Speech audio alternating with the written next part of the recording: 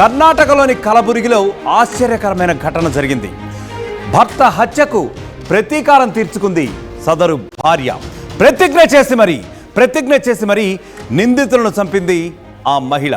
గత ఏడాది ఇంతకుముందు నేను చెప్పినట్టుగా నవంబర్ 12వ తేదీన సోమనాథ్ అంటే భాగ్యశ్రీ భర్త హత్య జరిగింది. సోముని చంపారు, అంటే సోమనాథ్ని చంపారు ముగ్గురు వ్యక్తులు అన్నట్టు తెలుస్తోంది. వాళ్ళ ముగ్గురు పేర్లు కూడా సిద్ధార్థ, జగదీష్, అన్నప్ప అని చెప్పి అప్పట్లో పోలీసులు నిర్ధారించారు.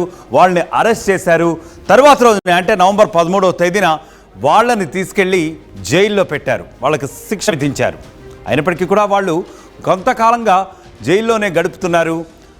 ఇక్కడ మనం చూస్తున్నాం విజువల్స్ పై వీళ్ళే ఆ నిందితులు. ముఖ్యంగా ఓవరాల్గా 7 కనిపిస్తున్నారు ఇక్కడ.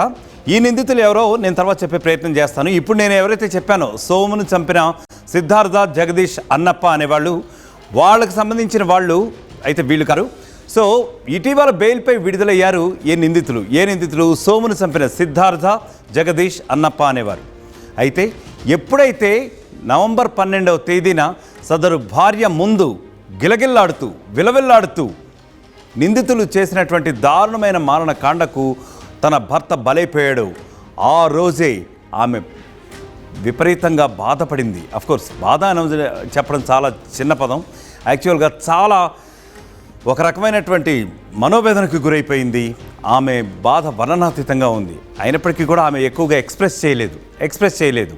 6 నెలలుగా ఒక రకమైనటువంటి కక్ష భరిస్తూ వచ్చింది, బాధ భరిస్తూ వస్తుంది, ఆవేదన భరిస్తూ వచ్చింది. కానీ ఎప్పుడైతే ఆమె ముందర భర్త దారుణంగా చంపబడ్డాడో ఆ రోజే ఆమె అనుకుంది, నా భర్తని చంపిన వాళ్ళని ఎట్టి పరిస్థితుల్లో ఇంతకంటే దారుణంగా సరిగ్గా ఇదే ధాబా దగ్గర, ఏ ధాబా దగ్గర అయితే నా భర్త చంపబడ్డాడు ఆ ధాబా దగ్గర వాళ్ళని అంతే దారుణంగా కర్కశంగా చంపి తీరతాను.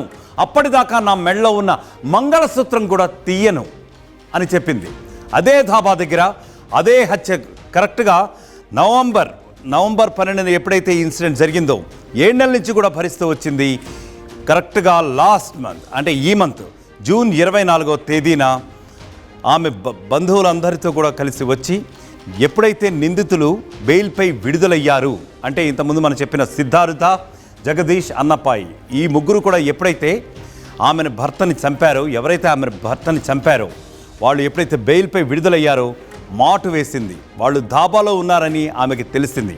గత కొద్ది కాలంగా కూడా ఆమె జైలు దగ్గర కూడా కొంత విచారించినట్టుగా కూడా తెలుస్తోంది. వాళ్ళు ఎప్పుడెప్పుడు బయటకు వస్తారు అని కొంతమంది అడ్వకేట్స్ని కూడా సంప్రదించినట్టుగా కూడా మనకి న్యూస్ ఉంది.